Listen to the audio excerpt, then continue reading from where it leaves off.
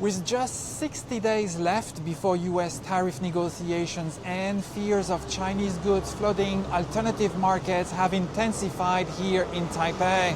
At the DSET Taiwan-Europe think tank dialogue on Tuesday, experts discussed the EU's anti-subsidy probe into Chinese EVs as a potential model for Taiwan's own protective measures.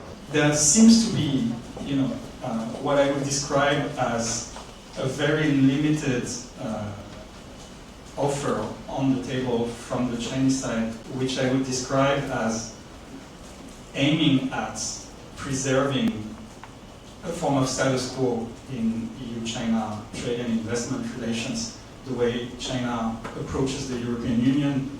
Everything I see is an intention to actually preserve the status quo in EU-China relations, which means preserving access to the EU single market. And here there's a mismatch between Chinese and EU priorities, because the EU priority has been for a very long time to change the status quo. The status quo is more beneficial to China than it is to the EU when it comes to trade and investment these days. So I don't see any way out of this mismatch of priorities as we are speaking.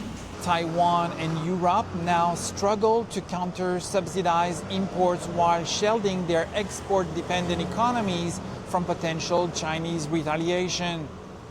Discussions also move beyond defensive tactics to explore joint Taiwan-EU innovation strategies designed to compete with China's subsidized green tech and semiconductor industries. Definitely there are voices in the German corporate sector that would push for renewed engagement with China. This is happening, it's public, it's visible, we can't hide it. I do think that fits with the broader strategic outlook of the new German government.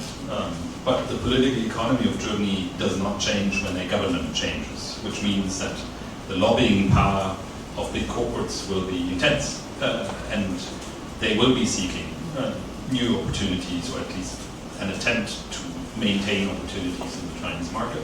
So there's a risk, but I wouldn't overestimate it. I think on net balance, we will not see a major push that will have strategic implications for the European orientations towards mainland PRC, and as an extension also towards Taiwan policy. I think this is pretty established by now that we have an interest in expanding our relationship with Taiwanese stakeholders. European scholars further propose cross-border monitoring networks that could help Taiwan detect hidden subsidies throughout China's industrial ecosystem.